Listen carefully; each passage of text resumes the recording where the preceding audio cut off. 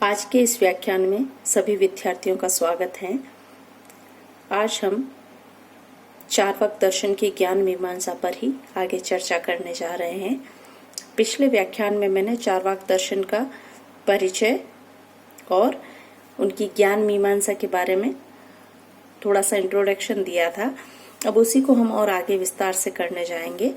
तो पिछले व्याख्यान में मैंने ये बताया था कि चार्वाक दार्शनिकों ने अपनी ज्ञान मीमांसा के अंतर्गत खंडन और मंडन दो भागों में बांटा है, या उसके दो पक्ष है। मंडन पक्ष के अंतर्गत उन्होंने ये बताया है कि प्रत्यक्ष ही ज्ञान प्राप्ति का एकमात्र साधन या प्रमाण है, और खंडन पक्ष के अंतर्गत अन्य भारतीय दार्शनिकों ने ज्ञान प्राप्ति के जो साधन या प्रमाण माने, जैसे अनुमान, शब्द आदि, उनका उन्होंने खंडन किया है।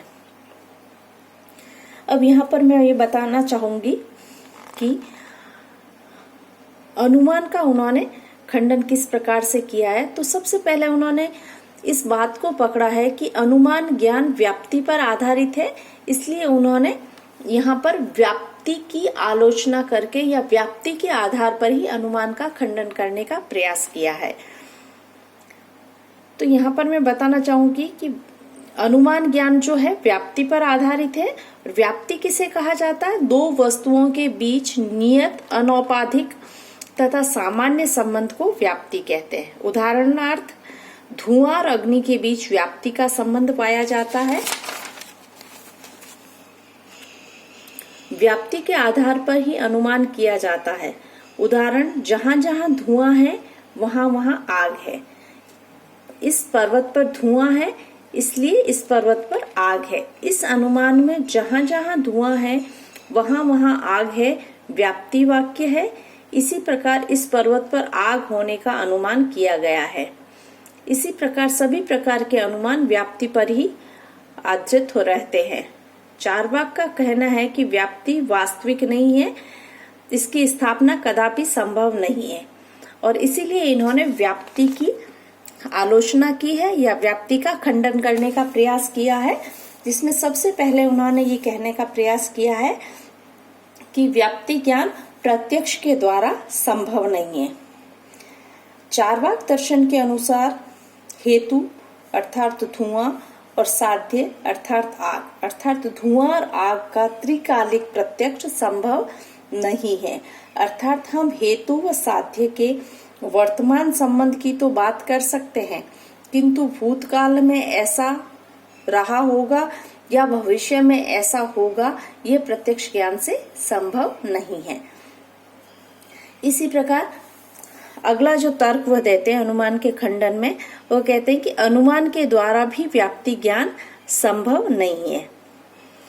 चार्वाक दर्शन ने यह भी कहा है कि अनुमान के द्वारा भी व्याप्ति ज्ञान संभव नहीं है, चूंकि अनुमान व्याप्ति पर आधारित है, और यदि व्याप्ति को सिद्ध करने के लिए हम अनुमान का सहारा लेते हैं तो यहाँ पर अन्योन्याश्रय दोष उत्पन्न हो जाता है। अर्थात स्वयं अनुमान व्याप्ति पर आधारित है, और पुनः अगर हम व्याप्ति को सिद्ध करने के लिए अनुमान का सहारा लेंगे तो यह अन्योन्याश्रय दोष उत्पन्न हो जाता है। इसलिए यह चार्वाक दार्शनिकों को स्वीकार नहीं है। तीसरा तर्क वो देते हैं कि शब्द प्रमाण के द्वारा भी व्याप्ति ज्ञान संभव नहीं है। शब्द प्रमाण किसे कहा जाता है, ये मैं पहले आपको यहाँ पर बता दूं। आप्त अर्थात विश्वसनीय, जिस पर विश्वास किया जा सकते। आप्त ग्रंथ या आप्त पुरुषों के वचन शब्द प्रमाण कहलाते हैं। इस संबंध में चार्वाक दार्शनिकों का ये तर्क है कि व्याप्ति ज्ञान शब्द प्रमाण से भी संभव नहीं है, क्योंकि शब्द प्रमाण भी अनुमान का विषय है तथा शब्द के द्वारा इसे सिद्ध करने पर यहाँ चक्रक दोष उत्पन्न हो जाता है। अतः व्याप्ति शब्द प्रमाण के द्वारा भी सिद्ध नहीं हो सकती है। अगला तर्क दिया है सामान्य के द्वारा भी व्याप्ति ज्ञान संभव नहीं है। इस संदर्भ में एक तर्क आता है कि यदि हम अग्नि विशेष और धूम्र विशेष का प्रत्यक्ष नहीं कर पा रहे हैं तो उनके सामान्य अर्थात अग्नित्व और धूमत्व के द्वारा व्याप्ति की स्थापना कर सकते हैं।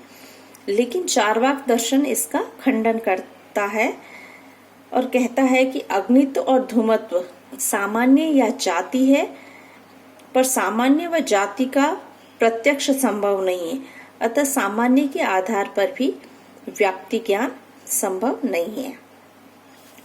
अगला तर्क दिया है, कार्य कारण के आधार पर भी व्याप्ति ज्ञान संभव नहीं है।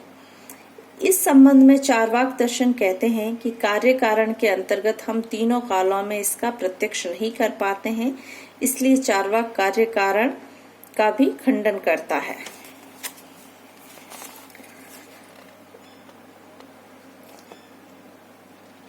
इसके बाद में ये हम कह सकते हैं कि यद्यपि चार्वाक दार्शनिकों ने कहा है कि अनुमान द्वारा प्राप्त ज्ञान वो अधिकतर संदिग्ध अनिश्चित होता है,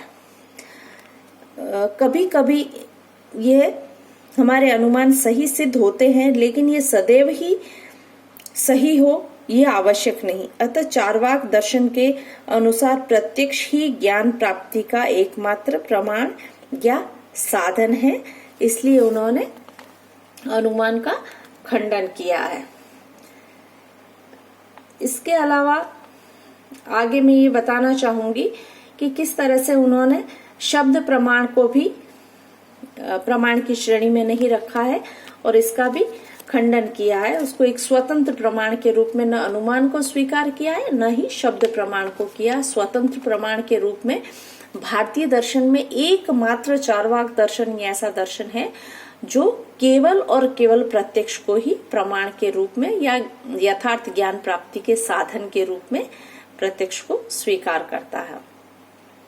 यहाँ पर शब्द की इन्होंने खंडन किया है, शब्द प्रमाण का भी। शब्द भी यथार्थ ज्ञान का साधन नहीं माना जा सकता।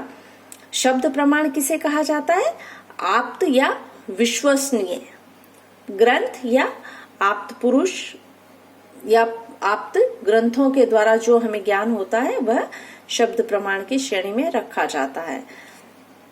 यहाँ प्रश्न है कि किसी व्यक्ति को विश्वसनीय या आप्त कहा जाए। जयमंगला में अद्भुत परिभाषा के अनुसार विश्वसनीय व्यक्ति का या आप्त पुरुष वह है जो कर्तव्यनिष्ठ, राग द्वेष से रहित तथा सज्जनों द्वारा सम्मानित हो। जहाँ प्रत्यक्ष या अनुमान से काम नहीं चलता वहाँ शब्द या आप्त वचन में ज्ञान प्राप्त किया जाता है। चार्वाक शब्द को यथार्थ ज्ञान का साधन नहीं मानते। इसके विरुद्ध चार्वाक दार्शनिक कुछ तर्क देते हैं। शब्द द्वारा प्राप्त ज्ञान सदैव सत्य नहीं होता। विश्वसनीय व्यक्ति के कथन भी कभी कभी असत्य सिद्ध होते हैं। ये बात दूसरी है कि ये कथन कभी कभी सत्य भी हो जाते हैं। चार्वाक का कहना है कि सत्य ज्ञान देना शब्द का आवश्यक गुण नहीं है, इसलिए शब्द यथार्थ ज्ञान का साधन नहीं माना जा सकता। शब्द को स्वतंत्र प्रमाण अर्थात ज्ञान का साधन नहीं कहा जा सकता। यह प्रत्यक्ष पर निर्भर है। जब तक हमें शब्दों का प्रत्यक्ष देखकर या सुनकर न हो तब तक उनके द्वारा ज्ञान नहीं हो सकता। इस प्रकार शब्द प्रत्यक्ष पर आश्रित कहा जा सकता है। चार्वाक ने वैदिक शब्दों को भी यथार्थ ज्ञान के साधन के रूप में अप्रामाणिक सिद्ध किया है। भारतीय दर्शन में सभी आस्तिक दर्शन वेदों को प्रामाणिक मानते हैं। उनके अनुसार सभी ज्ञान बीज रूप में वेदों में निहित है। चार्वाक वैदिक शब्द को ज्ञान के साधन के रूप में निम्नलिखित तर्कों के आधार पर अस्वीकृत करते हैं। वेदों में अनेक विरोधापूर्ण,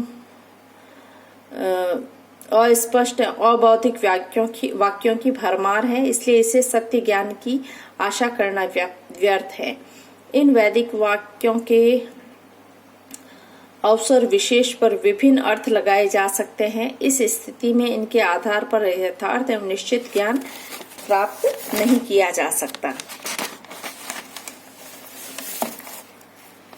दूसरा तर्क ये देते हैं शब्द प्रमाण के विरुद्ध।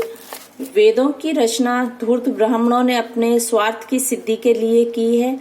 वेदों का सहारा लेकर पुरोहित सीधी सादी जनता की आंखों में धूल झोंककर अपना उल्लू सीधा करते हैं। भोले भाले लोगों को स्वर्ग का प्रलोभन एवं नरक का भय दिखाकर उनसे मनमानी दक्षिणा वसूल करता है। पंडितों का मुख्य लक्ष्य रहता है।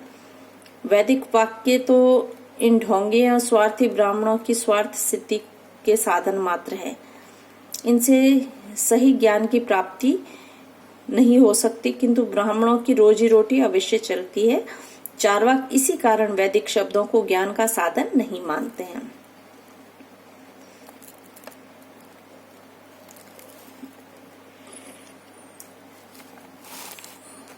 आगे हम यहीं पर ये बात और आगे इसको ज्ञान मीमांसा का ही कुछ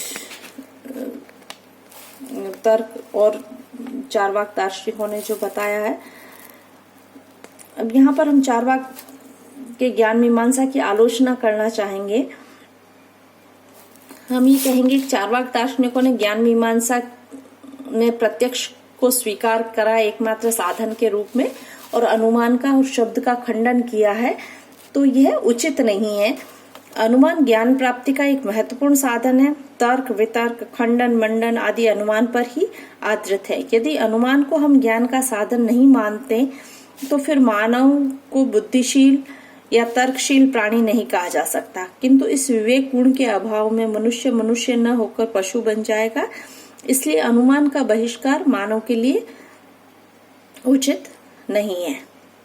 दूसरा, हम इनकी आलोचना में दूसरा तर्क दे सकते हैं। अनुमान के विरुद्ध चारवाक का कहना है कि इससे कभी कभी मिथ्या ज्ञान या धोखा भी होता है, इसलिए इसे यथार्थ ज्ञान का साधन नहीं कहा जा सकता। यदि चारवाक के इस कथन को सत्य मान लें तो फिर प्रत्यक्ष को ज्ञान का साधन नहीं कहा जाना चाहिए, क्योंकि प्रत्यक्ष ज्ञान भी कभी कभी मिथ्या या गलत सिद्ध हो जाते हैं। चारवाक एक और तो अनुमान का खंडन करते हैं, पर दूसरी ओर इसे ग्रहण कर लेते हैं। दूसरों के विचारों को ग्रहण करने में और उन तक अपने विचारों को पहुंचाने में चारवाक अनुमान का सहारा लेते हैं। इसी प्रकार आत्मा, परमात्मा, स्वर्ग, पुनर्जन्म आदि का खंडन करने के लिए उन्हें अनुमान का ही आश्रय लेना पड़ता है। इस प्रकार चारवाक अनुमान के खंडन का केवल ढोंग दिखाते हैं, स्वयं इसे भीतरी दरवाजे से अपना लेते हैं। शब्द को भी ज्ञान का साधन के रूप में अस्वीकृत करने का मुख्य कारण चारवाक ये बताते हैं कि इससे सदैव निश्चित एवं सही ज्ञान नहीं मिलता। ये कहना पूर्णतः सत्य है कि शब्द ज्ञान कभी कभी अनिश्चित, असत्य एवं संदेहात्मक होता है, किंतु इसी आधार पर इसे ज्ञान का साधन नहीं मानना उचित नहीं कहा जा सकता। ऐसे तो प्रत्यक्ष ज्ञान भी कभी कभी दूषित एवं असत्य हो जाता है। पृथ्वी देखने में चपटी है, किंतु वस्तुतः नारंगी के समान है। इस आधार पर प्रत्यक्ष को यथार्थ ज्ञान के साधन के रूप में स्वीकृत नहीं किया जा सकता। अतः यदि प्रत्यक्ष ज्ञान निश्चित एवं दोषपूर्ण होने पर भी ज्ञान का साधन कहा जाता है, तो फिर शब्द को भी इसी आधार पर ज्ञान का साधन मानने में क्या हर्ज है। चारवाक ने प्रत्यक्ष को ज्ञान प्राप्ति का एकमात्र साधन बनाकर ज्ञान का क्षेत्र संकुचित बना दिया है। भूत और भविष्य का प्रत्यक्ष संभव नहीं है, वर्तमान में भी सभी विषयों का प्रत्यक्ष नहीं हो सकता। इस प्रकार यदि प्रत्यक्ष को ही ज्ञान का एकमात्र साधन माना जाए और अन्य साधनों जैसे अनुमान, शब्द, उपमान आदि का बहिष्कार किया जाए तो ज्ञान की सीमा अत्यंत संकीर्ण हो जाएगी। अतः प्रत्यक्ष को ज्ञान प्राप्ति का एकमात्र साधन बतलाकर चारवाक ने ज्ञान मीमांसा का क्षेत्र संकुचित कर दिया।